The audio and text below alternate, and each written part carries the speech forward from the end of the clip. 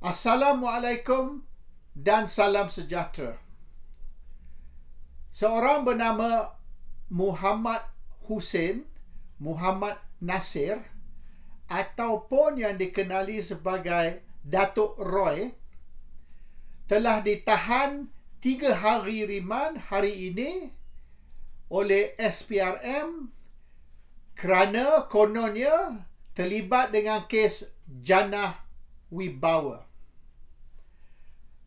Dikatakan Datuk Roy ini mastermind. Dia punya pakar di belakang projek Jannah Wibawa. Bagaimana dia mastermind tidak dicerita lagi. Belum lagi kami diberitahu. Tapi gambaran yang mereka beri Muhammad Hussein ni ataupun Datuk Roy terlibat dengan kes Jannah Wibawa dan is the brains, the mastermind projek Jannah Wibawa ini, dan beliau ditangkap kerana terlibat di dalam kes Jannah Wibawa. Yang sebenarnya Datuk Roy ni tak kena-mengena dengan projek Jannah Wibawa. Dia ni conman, a low class conman, bukan brains, tidak. He's not a mastermind. Kalau jumpa dia pun tahu dia ni boleh dikatakan, kalau Cina panggil so chai.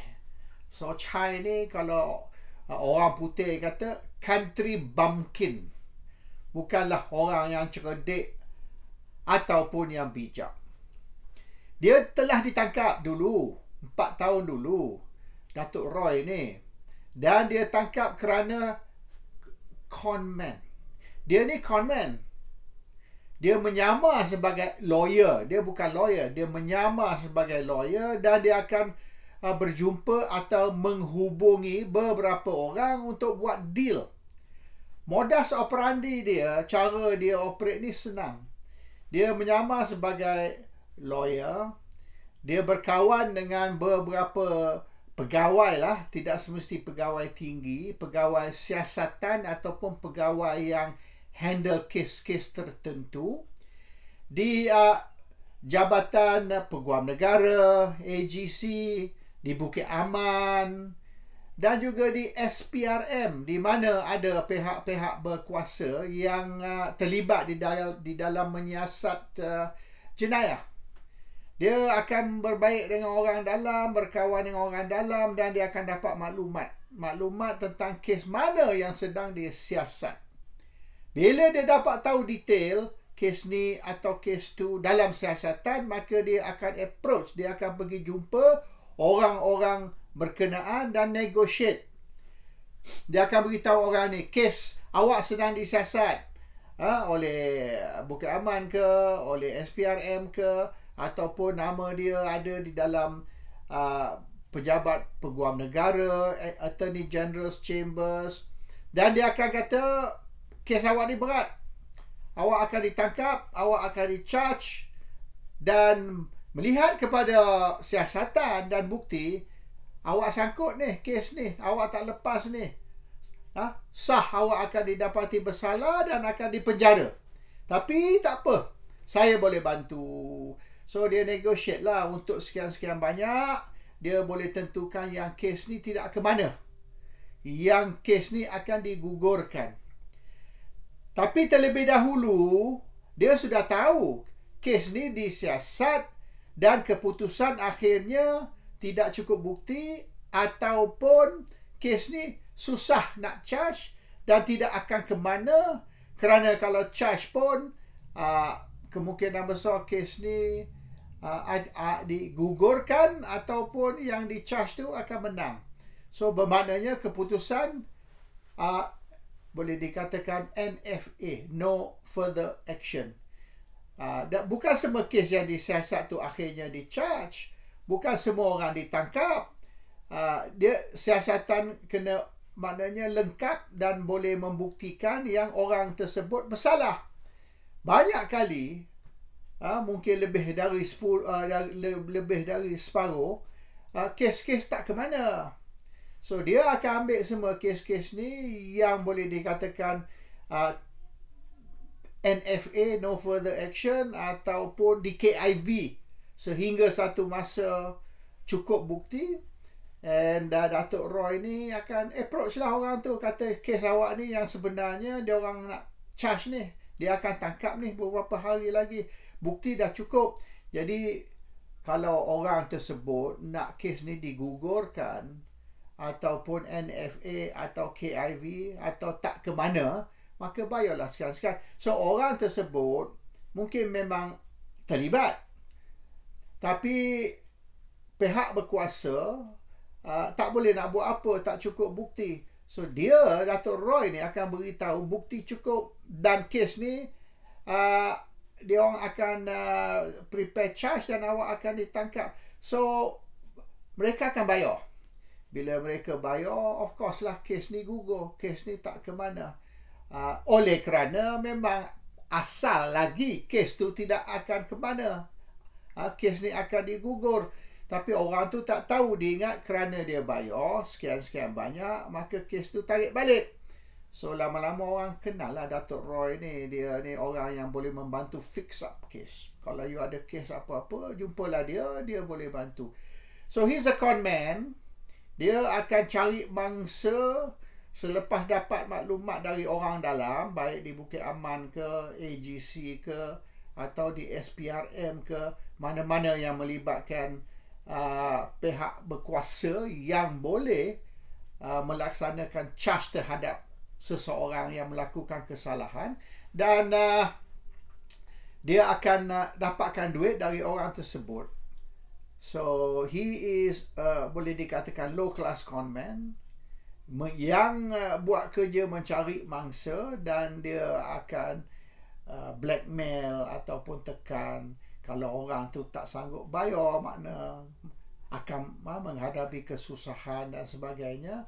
So he is nothing but a blackmailer and a con man whose job is to boleh dikatakan paksa orang membayar duit untuk membantu masalah mereka.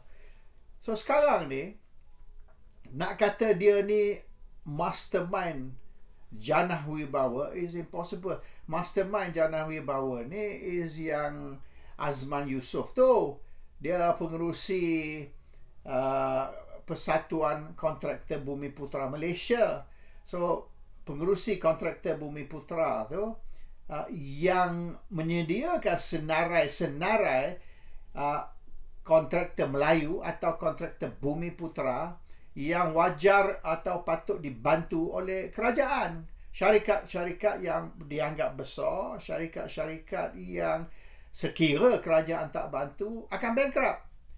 So is that Azman Yusof tu lah yang pengerusi kontraktor Bumi Putera, dan dia telah bekerja rapat dengan Menteri Kewangan Tengku Zafrul Aziz. Jadi Azman Yusof tu pengerusi kontraktor Bumi Putera dan Tengku Zafrul Aziz, mereka yang menyediakan senarai kontraktor-kontraktor, berapa puluh kontraktor yang patut atau wajar diselamatkan dari bankruptcy. Dan perkara ni dibawa ke Muhyiddin semasa Muhyiddin Perdana Menteri. Muhyiddin tendang balik ke Kementerian Kewangan dan suruh mereka selesaikan dan bawa ke kabinet untuk kelulusan kabinet. So benda ni selepas Muhyiddin hantar balik senarai kontraktor Melayu ni ke Menteri Kewangan, senarai itu diubah. Nama-nama lain pula dimasuk di dalam senarai itu. Mungkin ada arrangement lah, perkiraan di antara Azman tadi, pengerusi kontraktor Bumi Putera dan kontraktor-kontraktor yang di shortlist, yang dipilih untuk dibantu.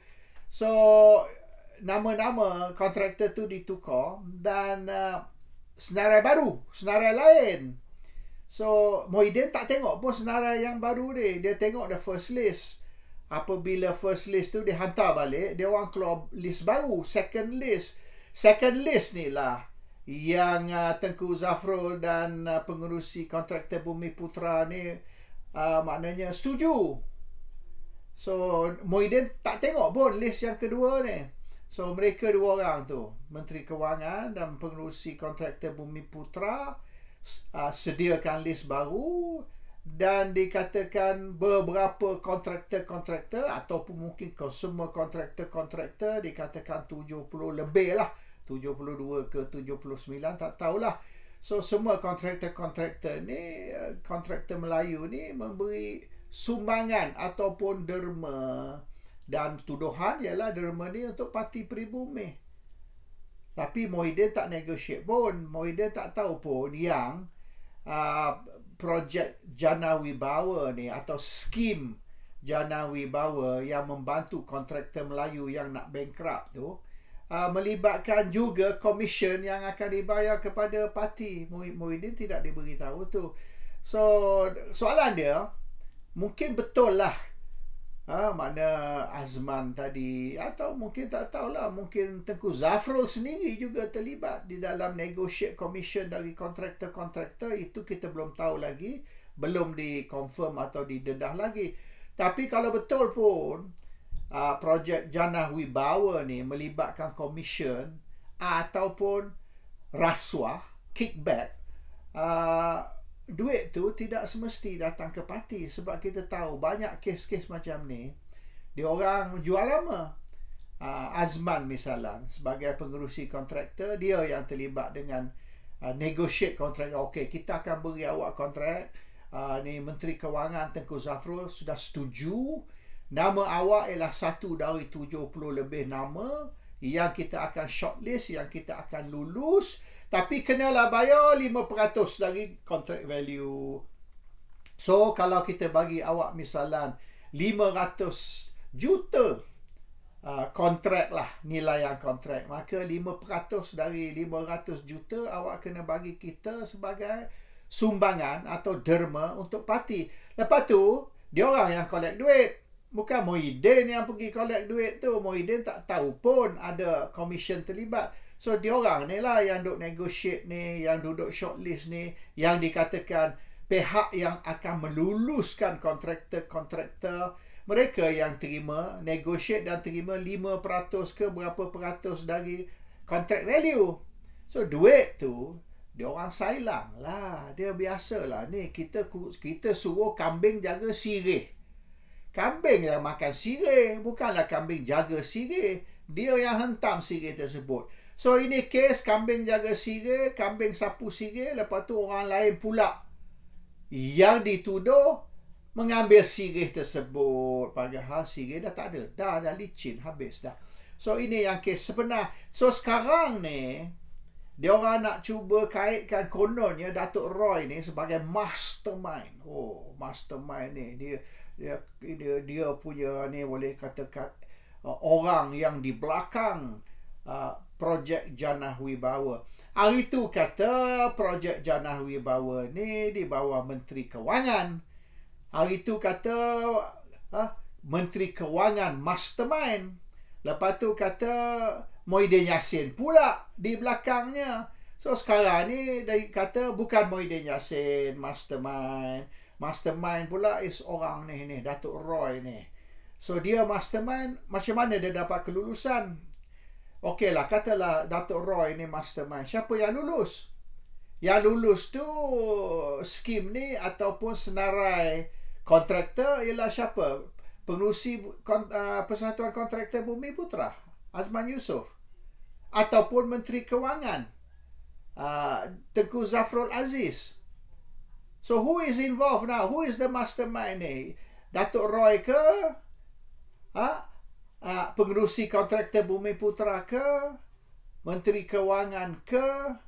Atau Perdana Menteri semasa tu Muhyiddin Yassin? It's getting very confusing. Jadi mastermind ni dari mula-mula orang ni, lepas tu tukar ke orang tu, lepas tu tukar orang tu, mula-mula kata Pengerusi Kontraktor Bumiputra, lepas tu sekarang ni kata Menteri Kewangan, lepas tu tukar kata Perdana Menteri. Sekarang ni Datuk Roy pula yang mastermind. Tapi dia tidak terlibat dengan kes Jana Wibawa. Dia tak tahu pun tentang kes Jana Wibawa. Kes dia ni melibatkan conman. Dia akan cari orang yang akan dituduh ataupun sedang disiasat, dan akan beritahu mereka awak akan dituduh ditangkap. So Dato' Roy ni apa? Dia dapat tahu yang Muhyiddin sedang disiasat. Jadi dia jumpa Muhyiddin. Dia kata, oi bos, ini SPRM ni duk siasat bos ni. Dan dia ada kes ni. Dan tak lama lagi awak akan ditangkap dan di-charge. Tapi tak apa. Awak bayar saya $1 ke, $2 ke, whatever lah amount yang dia minta. Dan apabila awak bayar, saya jamin SPRM akan gugur kes ni. Awak tidak akan ditangkap, awak tidak akan di-charge. Tapi kena bayarlah saya ni $2 cash bawah meja. So Muhyiddin bayarlah ya.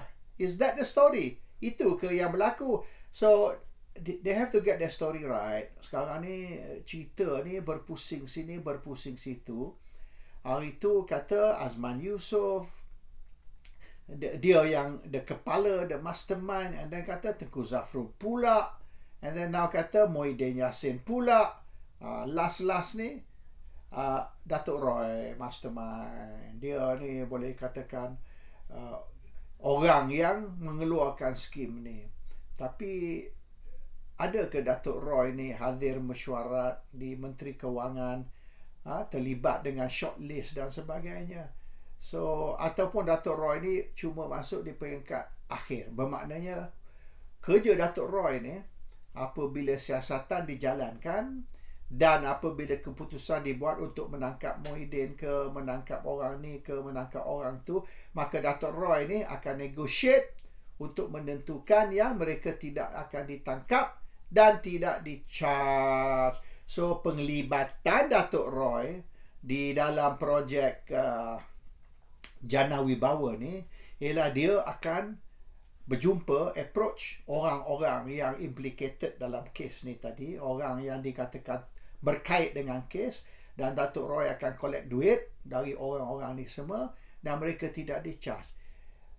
Oleh kerana tu ke hanya Muhyiddin Yassin saja yang di-charge di dalam kes Jana Wibawa tadi, dan yang lain-lain yang katakan 72 ke 79 kontraktor tadi, dikatakan ada 70 lebih deh. Hari tu kata 72, lepas tu sekarang ni kata 79. So whatever it is lah, hampir 80 kontraktor yang dikatakan terlibat dengan projek Jana Wibawa ni, seorang pun tidak di-charge, seorang pun tidak ditangkap. Adakah kerana mereka semua ni, hampir 80 kontraktor ni, mereka semua bayar duit kepada Dato' Roy? Oleh kerana seorang pun tidak ditangkap. In fact, pengerusi kontraktor Bumi Putra pun tidak di-charge, dan Menteri Kewangan semasa tu Tengku Zafrul pun tidak di-charge. Hanya Muhyiddin saja di-charge, sebab Muhyiddin seorang lah yang bodoh, yang tak mau bayar komisen, tak mau bayar duit bawah meja kepada Dato' Roy. Itu ke cerita terbaru? So the story keeps changing. Now we have a new player now. Seorang permainan baru sekarang sudah masuk, iaitu conman bernama Dato' Roy, yang kerja dia ialah untuk approach atau menghubungi orang-orang yang sedang disiasat, minta komisen dari orang tersebut untuk menentukan yang kes terhadap mereka akan digugur dan mereka tidak akan ditangkap dan tidak akan di-charge. So it's not getting only more interesting, it's getting more complicated and it's getting more ridiculous. This Dato' Roy is supposed to be, kononnya lah cerita terbaru, Dato' Roy ni is mastermind projek Jana Wibawa, dan yang lain semua ni yang terlibat dalam projek ni seorang pun tidak ditangkap kecuali Muhyiddin Yassin seorang. So, yalah, ada ke kita ni bodoh, tak nampak dia punya ni skrip, ataupun mereka ni yang mengeluarkan skrip bodoh kerana mereka ingat kita ni mudah sangat tertipu. So anyway, they are still trying to look for more lah. Sekarang ni dia orang rasa dia orang cukup dah kes-kes terhadap Parti Pribumi Bersatu. Sekarang ni dia duk cari case against PAS. Susah nak libatkan PAS dengan rasuah atau dengan salah guna kuasa, melibatkan projek-projek kerajaan. So dia akan cari benda-benda lain lah untuk guna. Mungkin benda yang melibatkan keselamatan negara ke, something like that. Assalamualaikum. Salam sejahtera.